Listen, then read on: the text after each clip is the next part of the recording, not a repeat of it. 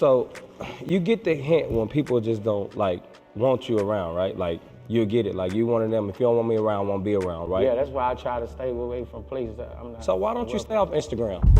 Yo, yo, yo, what's up, people? We is back.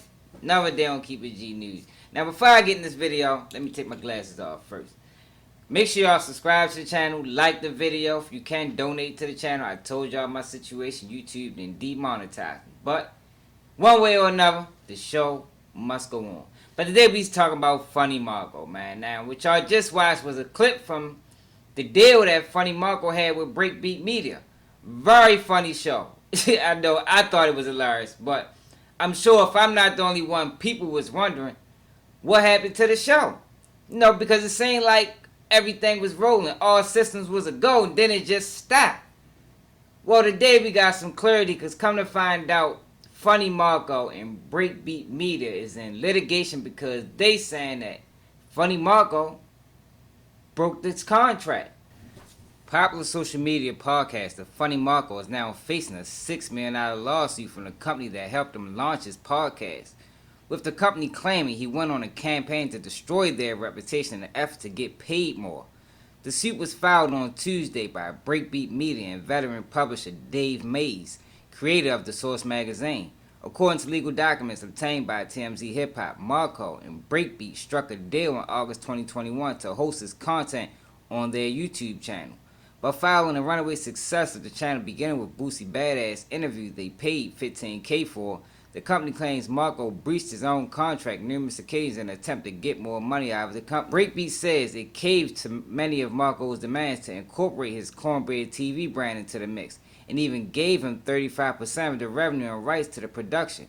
But the suit claims Marco wasn't satisfied and continued to post on his own YouTube channel in violation of the deal, siphoning hundreds of thousands of revenue from Breakbeat channel, despite repeated requests to stop. Marco is also accused of fumbling the bag for Breakbeat multiple times, claiming he refused to read on their ads and allegedly entered into side deals with advertisers. Mace also says Marco would badmouth the company, hurting its ability to assign other celebrities and influencers like Jess Hilarious, Suki Lana, and Bubba Dub to join Breakbeat. Breakbeat Media is now seeking at least $5 million for Marco, alleging screwing with the business and harming his reputation.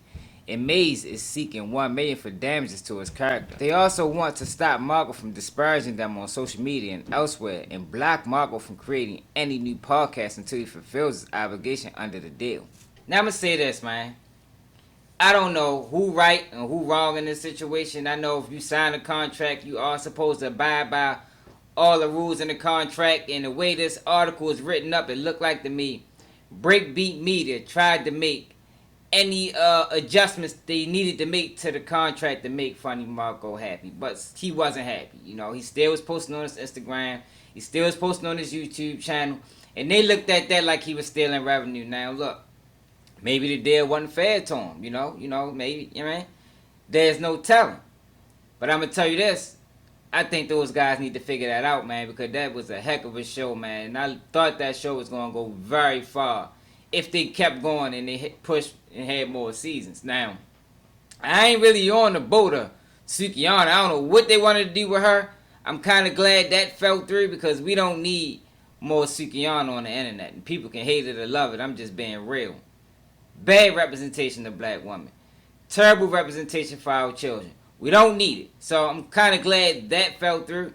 But I hope these people can figure it out, and I don't even think Funny Marco got $6 million to spend. You know, this lawsuit might have break him.